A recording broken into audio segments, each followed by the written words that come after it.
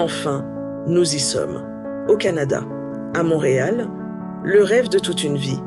Celui d'un avenir meilleur, d'un cadre plus stable, plus juste, pour élever nos enfants et leur offrir ce que nous, parfois, n'avons pas eu.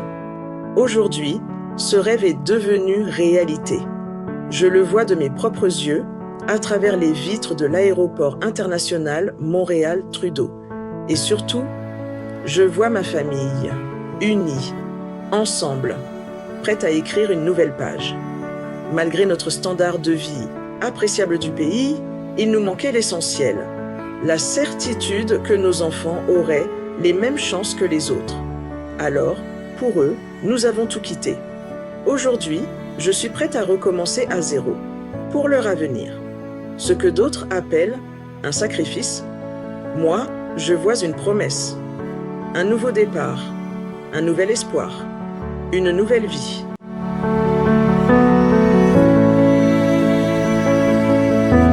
Notre intégration au Canada a été bien plus rapide que ce que nous espérions.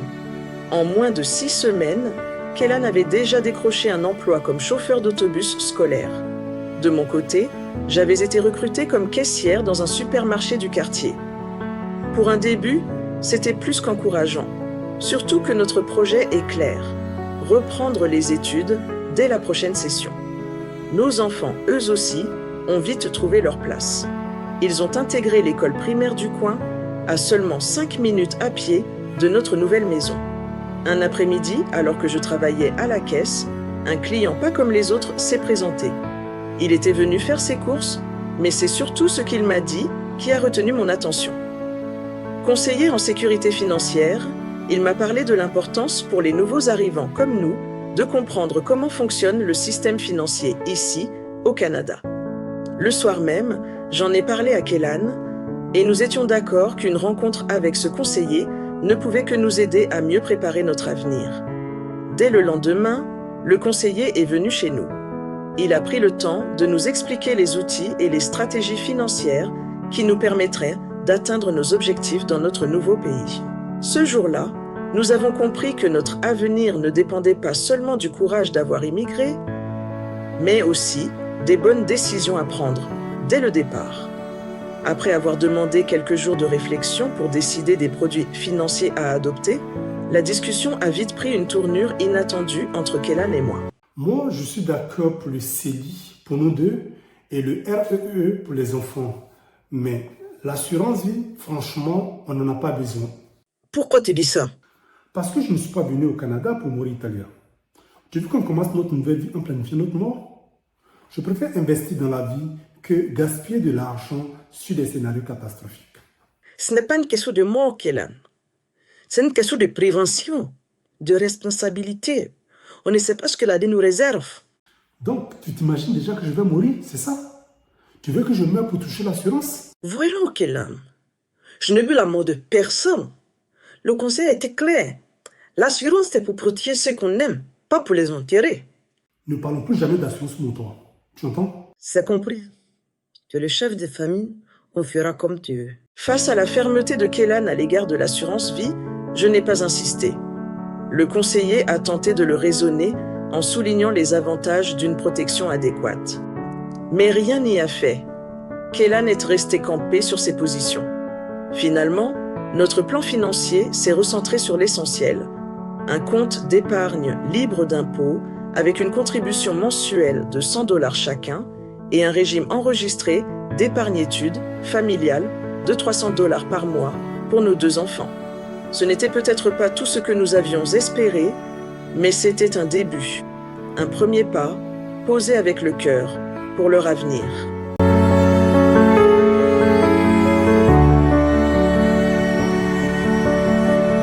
Ce matin-là, alors que les enfants étaient partis à l'école, Kélan s'est levé, la main sur la poitrine, le visage crispé. J'ai cru que c'était juste le stress, mais les douleurs persistaient. J'ai appelé les urgences, l'ambulance est arrivée rapidement. Ils l'ont emmené. C'était la dernière fois que je voyais mon mari, debout. Kélan a fait une crise cardiaque et il ne s'est plus jamais relevé. Il est parti pour toujours. Mon mari, le père de mes enfants, nous a quittés. Et maintenant, comment leur dire qu'ils ne reverront plus jamais leur père?